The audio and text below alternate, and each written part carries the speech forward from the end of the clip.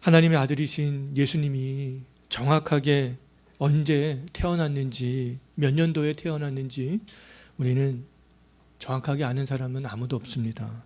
그럼에도 우리가 1년 중 한 날을 정해서 예수님께서 탄생하신 날을 기념하는 것은 굉장히 중요한 일이다라고 말할 수 있겠습니다.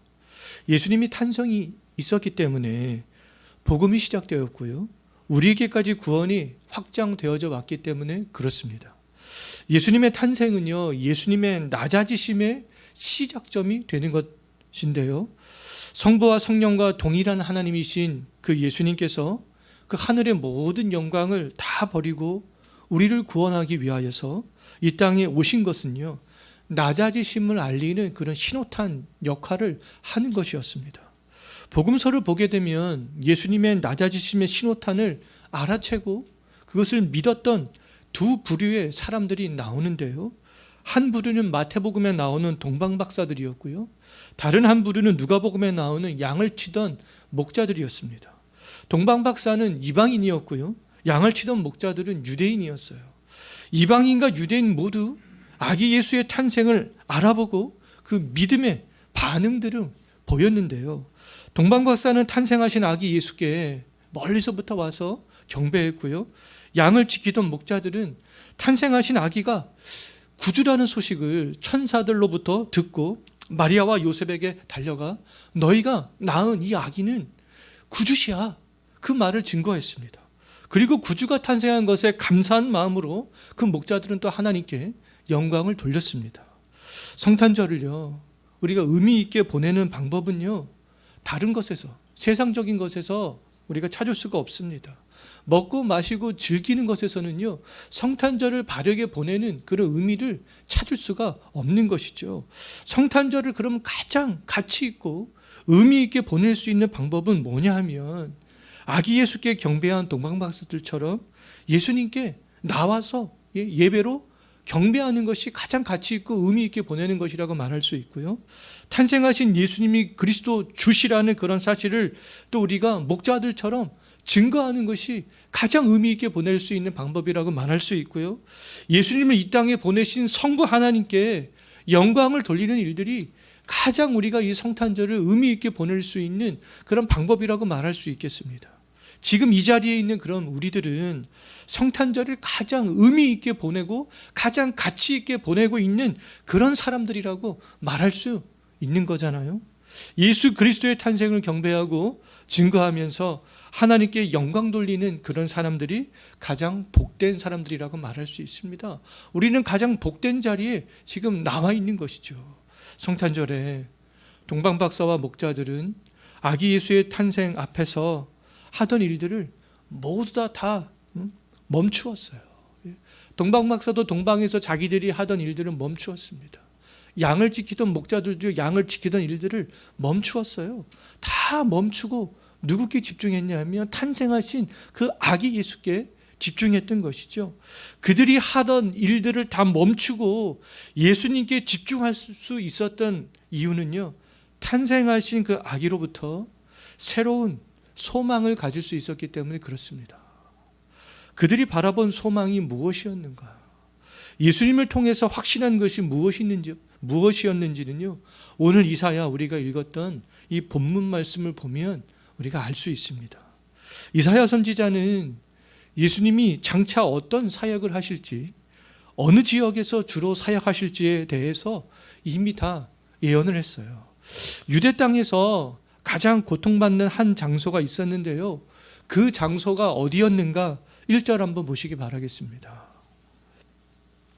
유대 땅에서 가장 고통받는 장소는 갈릴리 주변에 있었던 스불론 땅과 납달리 땅이었어요. 스불론과 납달리는 야곱의 10번째와 6번째 아들로서 가나안 정복 정쟁을 할 때요, 갈릴리 호수 북서쪽의 그런 땅들을 기업으로 분배받았습니다. 이것은 근데 이방의 나라가 침입해 올 때 피해가 가장 많은 것 중에 하나였습니다. 이방의 나라가 침입해 오면 다 이쪽으로 그렇게 침입해 왔던 그런 길목 중에 하나였고요. 이방인들이 또한 풍속이 많이 유입되었던 그런 지역이기도 했습니다.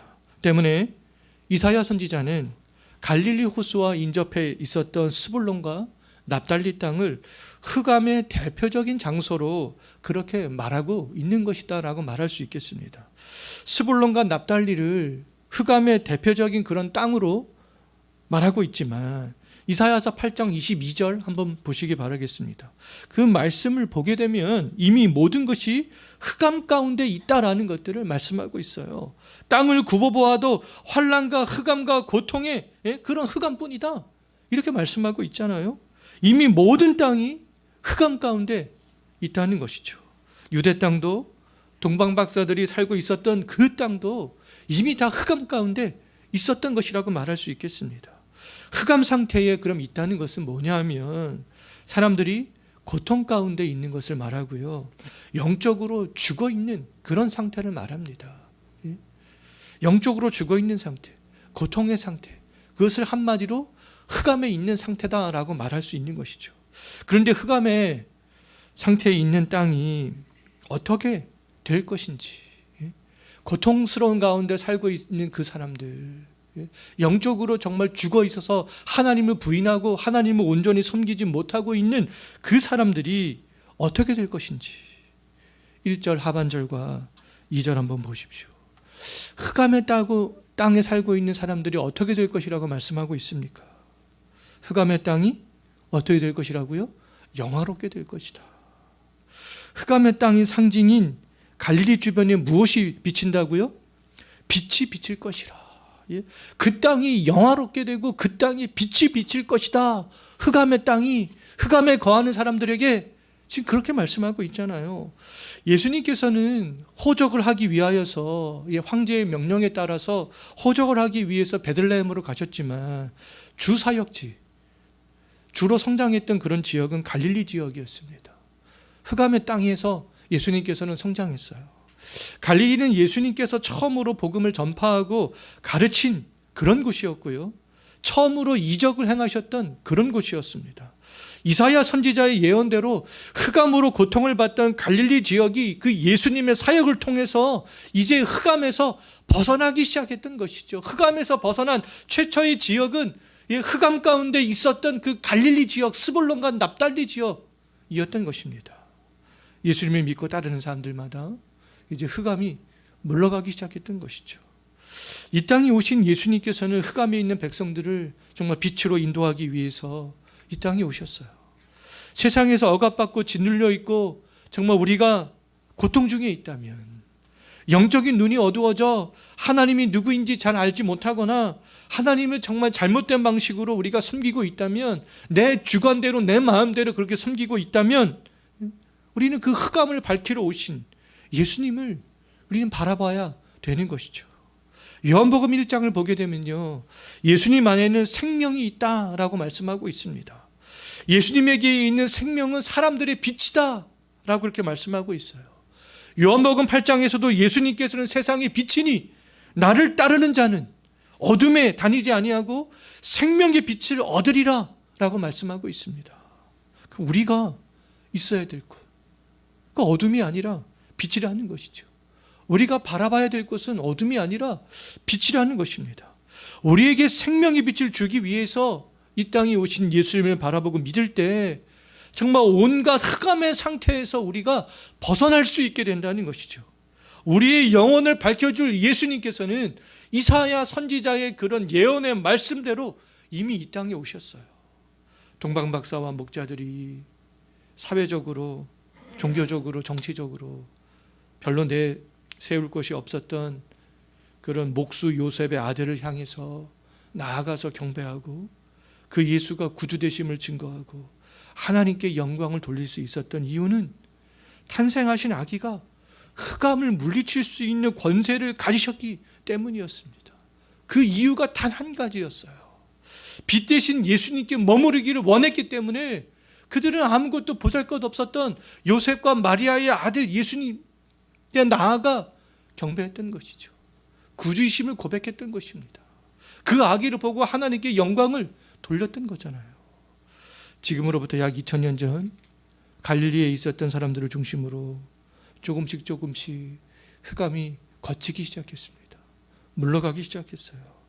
아침에 해가 뜨면 어둠은 물러가기 마련이잖아요. 근데 어둠이 물러간다고 해서 우리의 삶의 환경에는 변화가 없습니다. 밤이나 어둠이나 밤이나 낮이나 우리의 삶의 환경은 똑같아요. 모든 것이 제자리에 있어요.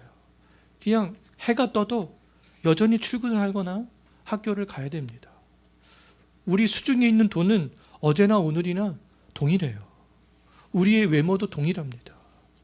갈릴리에서부터 흑암이 물러갔지만 이와 마찬가지로 갈릴리에 살고 있었던 사람들의 일상의 삶은요, 흑암에 있을 때나 빛 대신 예수님께 나왔을 때나 차이가 없었어요. 갈릴리는 여전히 유대의 변방으로서 소외된 그런 지역이었습니다. 요한복음을 보게 되면 사람들은 그리스도나 선지자가 갈릴리와 같은 촌동네에서는 나올 수 없는 것으로 그렇게 단정하고 있었습니다. 갈릴리 사람들은 로마의 압제와 유대인들의 소외 속에서 여전히 배고팠고요. 그들의 삶은 여전히 고통스러웠어요. 갈릴리 사람들의 삶의 환경은 빛 대신 예수님이 오셨지만 그럼에도 불구하고 크게 달라지지 않았습니다.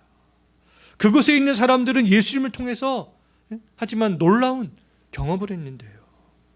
생명의 빛 대신 예수님과 예수님이 행하신 이적을 그들의 눈으로 보고 예수님이 선포하고 가르치신 말씀을 귀로 듣고 배울 때 삶의 환경은 달라지지 않았지만 그들의 심령, 그들의 영혼은 정말 놀랍게 변화가 되었던 것이죠. 우리에게 주 예수님의 빛이 비치면 우리의 삶의 환경은 비록 변하지 않을 수 있어요. 어제나 오늘이나 1년 전이나 지금이나 삶의 환경은 똑같을 수 있습니다. 그럴지라도 우리의 심령이 새로워지게 된다는 거예요. 우리의 심령은 근데 날마다 새로워질 수 있게 된다는 겁니다. 1년 전보다 오늘이 더 새로워질 수 있게 되는 것이죠. 새로운 심령으로 이제는 그 고통스러운 환경, 그 환경을 지배할 수 있게 된다는 거예요. 환경에 내가 지배를 받는 것이 아니라 이 변화된 심령을 통하여서 그 환경을 지배할 수 있게 되는 것이죠.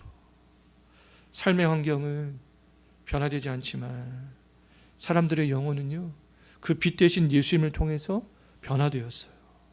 새롭게 변한 영혼 때문에 절망적인 삶의 그런 환경 속에서도 유대인들로부터 소외된 그런 삶을 살아가면서도 기쁨을 그들은 누릴 수 있었던 것이죠. 아주 큰 기쁨을 누릴 수 있었습니다. 오늘 본문에서 그 기쁨을 두 가지로 비유하고 있는데요. 무엇으로 비유하고 있는가? 3절 한번 보시기 바라겠습니다. 예수님을 통하여서 영혼의 변화를 경험하게 되는 그 큰 기쁨을 어떻게 비유하고 있는가? 어떻게 비유하고 있습니까? 추수하는 즐거움과 전리품을 나누어 갖는 것으로 비유하고 있잖아요.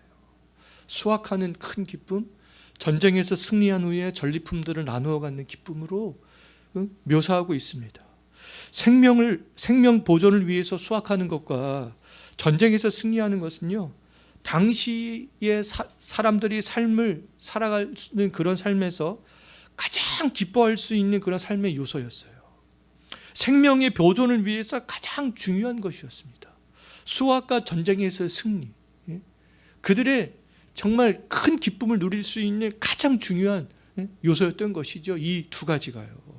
농부들은 수확하기까지 많은 노력을 해야 했지만 수확할 때에는 큰 기쁨을 누릴 수 있었습니다. 수확할 때까지는 때로는 울어야 될 때도 있고 때로는 참아야 될 때도 있었어요. 하지만 수확할 때만큼은 모든 울음과 인내가 기쁨으로 그렇게 변하게 되었습니다. 군인들은 생명을 걸고 전쟁을 하잖아요. 때로는 부상을 당하고 목숨을 잃기도 합니다. 전쟁하는 동안 생사를 계속적으로 넘나들어야 돼요. 하지만 전쟁에서 승리한 이후에는 기쁨으로 전리품들을 가질 수 있고 평화로운 그런 삶들을 살아갈 수가 있습니다. 빛 대신 예수님을 통하여서 흑암이 물러갈 때 우리의 삶의 환경은 변하지 않을지라도 우리의 영혼에서부터 터져나오는 그런 기쁨은요, 인간이 표현할 수 있는 언어로 다 그렇게 담을 수 없을 정도라는 것이죠.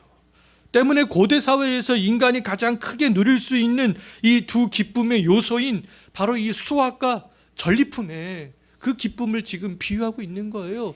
그 기쁨을 어떻게 말로 다 담을 수 없기 때문에 그렇습니다.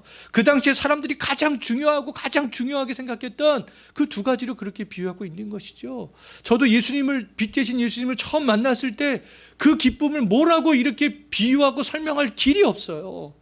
인간의 언어로 다 담을 수가 없는 것이죠. 갈릴리 호숫가에서 예수님을 만난 제자들은 예수님을 만난 그 기쁨 때문에 그 기쁨의 표현으로 어떻게 했습니까? 배와 그물을 버려두고 예수님을 따랐던 거 아니겠어요? 동방박사가 귀중한 물품의 황금과 유향과 몰약을 예수님께 드릴 수 있었던 것도 아기 예수님으로부터 오는 그 기쁨이 있었기 때문에 그들은 그럴 수 있었습니다. 오랜 시간이 걸려서 베들레헴까지 왔지만 아기 예수님을 만나는 순간 여행의 그런 피곤함과 이전의 삶의 고통은 완전히 사라져버렸던 것이죠. 양떼를 지키던 목자들도 양떼를 지키는 것들을 내려놓고 마리아와 요셉의 아들인 예수가 구주라는 그런 사실들을 증거할 수 있었던 것도 마찬가지였어요. 목자들은 양떼를 지키는 것보다 마리아가 낳은 아들이 구주가 되신다는 사실을 더 기쁘게 여겼고 더 중요하게 그렇게 여겼던 것이죠. 그래서 그 밤에 마리아와 요셉에게로 달려가서 네가 낳은 아들은 구주야. 천사가 그렇게 말했어. 그것들을 증거했던 것입니다. 예수님을 만난 기쁨은 인생을 살면서 경험할 수 있는 기쁨 중에 최고의 기쁨이라고 말할 수 있어요. 예수님께서는 택한 자들에게 그 기쁨을 주시려고 이 땅에 오신 것이죠. 빛 대신 예수님을 만난 기쁨은 너무나 강력하기 때문에 한번 그 기쁨을 경험한 사람들은요, 정말 때때로 신앙의 실패와 낙심은 있을지라도 예수님 곁을 떠날 수 없게 되는 것이죠. 어둠과 빛이 대결을 하면 빛이 백전백승을 합니다. 지륵 같은 밤일지라도 자동차 라이트만 있으면 운전할 수 있잖아요. 새벽이 오면 밤은 자연스럽게 물러갑니다. 전등 하나면 어두운 방을 밝히 밝힐 수 있어요. 예수님께서는 우리 안에 그 빛을 비추시면 우리 안에 있는 어둠은 자연스럽게 물러갈 수밖에 없다는 겁니다. 빛이 어둠을 이기는 것은 상식이잖아요. 그런데 우리의 영혼을 밝혀줄 예수님의 모습을, 그 당시에 예수님의 모습을 보면 어둠이 꼭 이길 것처럼 그렇게 보였습니다. 구유에 누워있는 아기 예수님은 아무것도 할 수 없는 것처럼 보였어요. 그의 아버지, 그의 어머니, 사회적, 정치적, 어떤 경제적 지위를 보면 뭐 별별로 없는 것처럼 그렇게 보였습니다. 예수님께는 왕의 칼도, 왕관도, 왕의 지팡이도, 왕이 입는 그런 망토도 없었어요. 예수님이 누웠던 그런 구유가 있는 것은 정말 동물 냄새만 진동했습니다. 예수님이 자란 나사렛에 있는 집은 대패가루만 날리고 있었잖아요. 예수님이 할 수 있는 것은 아무것도 없는 것처럼 그렇게 보였습니다. 오히려 로마의 황제나 로마가 파견한 빌라도나 로마가 인정한 유대의 왕이었던 헤롯이 더 많은 일들을 할 수 있는 것처럼 그렇게 보였습니다. 예수님이 태어날 때만 해도 오히려 이 사람들이 빛처럼 보였어요. 많은 사람들은 그 사람들을 빛처럼 보고 따랐습니다. 그러나 오늘 본문에서 이사야 선지자는 빛 대신 예수님에 대해서 예고하고 있어요. 그분이 빛을 비출 것이다. 예수님께서 반드시 어둠을 물리칠 것에 대해서 이사야 선지자는 지금 확신하고 있는 거죠. 4절을 보게 되면 이사야 선지자는 빛 대신 예수님께서 흑암에 있는 그 백성들을 대신해서 적들을 물리칠 것에 대해서 말씀하고 있는데요. 주께서 흑암에 있는 백성들이 맨 멍에와 어깨의 채찍과 그들을 압제하는 압제자의 막대기를 꺾으실 것에 대해서 말씀하고 있습니다. 멍에, 채찍, 그들을 압제하는 막대기. 이 멍에와 채찍과 압제자의 막대기 아래에 있는 사람들은 누구를 연상시킵니까? 노예를 연상시키잖아요. 노예는 자신의 힘으로 노예 신분에서 벗어날 수 없습니다. 발버둥을 쳐도 마찬가지. 도망가도 노예입니다. 자기의 힘으로 벗어날 수 없어요. 애굽의 노예로 있었던 이스라엘 백성들은 자기 스스로 애굽의 노예에서 벗어날 수 없었잖아요. 사사시대에 이스라엘이 미디안의 괴롭힘을 당할 때에도 마찬가지였습니다. 자기들 힘으로 미디안의 힘에서 벗어날 수 없었어요. 바벨론 포로 생활을 하던 이스라엘도 마찬가지였어요. 자기의 힘으로 벗어날 수가 없었습니다. 과거나 오늘이나 흑암 가운데 있는 사람들도 다 마찬가지입니다. 너희들 흑암 가운데 있는 이 사람들은 누군가 힘 있는 사람들이 와서 건져 주어야 된다는 거예요. 너희도 너의 문서를 써서 주어야 해방될 수 있습니다. 스스로 벗어날 수 없어요. 하나님은 애굽의 노예로 있었던 이스라엘과 미디안 밑에서 괴로움을 당했던 이스라엘과 바벨론 포로 생활을 하던 이스라엘을 하나님의 능력으로 건져주셨습니다. 그들의 힘으로 벗어날 수 없기 때문에. 애굽에서 건져낼 때 하나님께서는 모세를 사용하셨고요. 미디안으로부터 하나님께서 이스라엘 백성들을 건져낼 때에는 기드온과 300 용사들을 사용하셨습니다. 바벨론에서 하나님께서 그들을 건져내실 때에는 바사왕, 이방인의 왕이었던 바사왕 고레스까지 하나님께서는 사용하셨어요. 하나님께서 과거에는 모세와 기드온과 고레스 등을 사용하셨지만 이제는 하나님이신 그 예수님께서 직접 적대자들을 꺾기 위해서 이 땅에 오셨다라는 것이죠. 지금 그것에 대해서 이사야 선지자가 지금 말씀을 하고 있는 겁니다. 4절을 다시 한번 보시기 바라겠습니다. 주께서 적대자들을 꺾으시되 어떤 날과 같이 하신다고 말씀하고 있습니까? 주께서 적대자들을 꺾으시되 미디안의 날과 같이 하실 것이다 라고 말씀하고 있잖아요. 기드온과 300명의 용사가 미디안과 싸울 때 횃불을 감춘 항아리를 부수는 순간 횃불이 확 하고 드러났고요. 횃불이 드러날 때 하나님은 300명의 용사와 함께 하심으로 미디안을 물리칠 수 있게 되었어요. 이사야 말씀에 따르면 기드온의 횃불은 빛 대신 예수님을 상징합니다. 빛 대신 예수님이 우리를 흑암에 놓이게 했던 그런 사탄의 세력들을 친히 물리치셨던 것이죠. 우리의 힘으로 흑암에서 나올 수 없기 때문에요. 우리들은 우리의 힘으로 흑암의 권세에서 놓일 수가 없어요. 해방될 수 없습니다. 우리의 힘으로 정말 발버둥을 친다고 해서 그 어둠 속에서 벗어날 수 없어요. 어둠 속에 있는 사람들이 그럼 해야 되는 일들은 뭐겠습니까? 빛 대신 그 예수님께 나오는 것이죠. 애굽에 있던 이스라엘 백성들이 하나님께 부르짖었잖아요. 바벨론 포로 생활을 했던 사람들이 하나님께 부르짖기 시작했습니다. 예수님께 하나님께 나오기만 하면 예수님께서 우리의 적들을 자기 백성들을 위하여서 친히 물리치신다는 거죠. 어둠을 물러가게 한다는 겁니다. 우리들 스스로 빠져나올 수 없었던 흑암에서 우리를 대신해서 싸우시고 승리하신 예수님의 탄생을 우리가 생각한다면 동방박사들처럼 예수님께 경배하고 목자들처럼 흑암에서 우리를 건져내신 예수님이 하나님의 아들이라는 사실들을 우리가 증거하고 하나님께 영광을 돌릴 수 있게 될 것이라 믿습니다.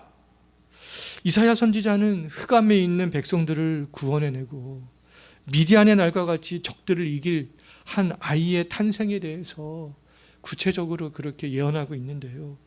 우리를 흑암에서 건져낼 한 아기가 어떤 특징이 있는가 6절 한번 보시기 바라겠습니다.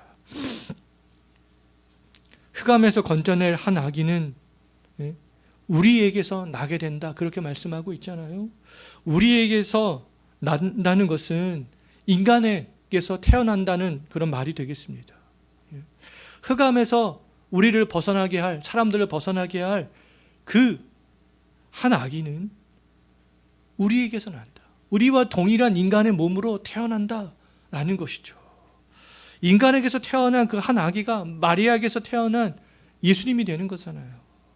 인간에게서 태어난 한 아기는 하나님이 주신 분이다라고 말씀하고 있습니다. 하나님의 보냄을 받고 온 분이라는 것이죠. 인간에게서 태어난 동시에 하나님의 보냄을 받고 온 한 아기의 어깨에 매어 있는 것이 있었어요. 정사를 메고 있었습니다. 이 정사는 하나님의 통치권입니다. 영어 성경을 보면 가브먼트로 되어져 있는데요. 하나님의 그런 통치권이 한 아기의 어깨에 주어져 있는 것이죠. 하나님의 보냄을 받고 하나님의 통치권이 어깨에 주어진 한 아기는 다양한 이름을 갖고 있어요. 그 다양한 이름이 무엇인지 또 밝히고 있잖아요. 그 아기의 이름은 기묘자다, 모사다, 이렇게 말씀하고 있습니다. 인간의 능력을 초월하는 신성을 가지신 아기라는 것이죠. 또한 동시에 지혜로운 계획들을 세울 수 있는 그런 분이라는 겁니다. 그것이 바로 기묘자요 모사가 되겠습니다. 또한 이 한 아기는 뭐라고 말씀하고 있어요? 그 아기가, 인간에게서 태어난 아기가 전능하신 하나님이다, 영존하시는 아버지다, 그분도 하나님이다, 이렇게 말씀하고 있잖아요. 평강의 왕으로 그렇게 말씀하고 있습니다. 인간에게서 태어난 아기는 우리와는 다르게 하나님의 특징을 갖고 있는 하나님이신 그런 분이라는 거죠. 흑암에 있는 백성들을 불러내서 하나님과의 관계를 화목해 할 수 있는 그런 아기라는 겁니다. 이 아기는 하나님의 통치권을 가지고 하나님의 나라를 평안케 할 왕이고, 다윗의 왕자와 그 다윗의 나라를 굳게 세울 아기고, 정의와 공의로 하나님의 나라를 굳게 세워갈 아기라는 것이죠. 그 아기가 이러한 일을 할 수 있도록 하나님께서 보장하신다는 겁니다. 하나님의 열심히 그 아기가 그러한 모든 일들을 다 성취할 수 있도록 성부 하나님께서 보장하신다, 이렇게 말씀하고 있잖아요. 이사야 선지자가 한 아기에게 대해서 말한 모든 것들은 베들레헴에서 탄생하신 아기 예수님을 통하여서 이루어졌고요. 나사렛부터 가르치고 이적을 행하고 했던 예수님을 통하여서 나타나게 되는 것이죠. 베들레헴에서 태어난 아기는 인간에게서 태어났지만 하나님과 동등된 분이요, 하늘의 모든 권세와 땅의 모든 권세를 가지고 태어나신 분이 되겠습니다. 베들레헴에서 태어난 한 아기가 행하는 그런 능력은요, 세상의 권력자들이 행사하는 능력과는 다른 능력이 되겠습니다. 한 아기가 하는 일들은 세상 나라에서 권위를 행사하고 세상 권력을 가지고 세상에서 호의호식하고 무력으로 이 세상 나라들을 정복해 나가는 일들이 아니라는 것이죠.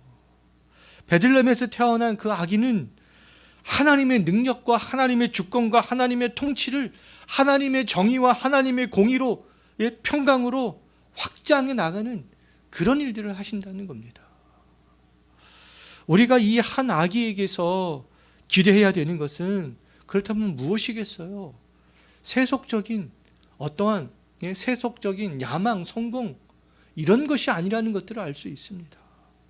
아기에게서 우리가 기대해야 될 것은 흑암에서 우리가 벗어나게 되는 거예요. 영혼이 정말 변화해서 한 아기가 세워가고 확장해가는 그 나라에 들어가고 그 나라에 우리가 동참해 나가는 것이죠. 그 아기가 가져다 줄 평강을 누리는 것입니다. 하늘의 은혜를 우리가 누리는 것이죠. 이사야 선지자가 예언한 이 한 아기가 예수 그리스도라는 그런 사실을 믿는다면 우리들은 무엇에 집중해야 되겠습니다? 우리의 영혼에. 왜요? 그 빛이 우리의 마음에, 우리의 영혼에 그 빛이 비추기 때문에 그렇습니다.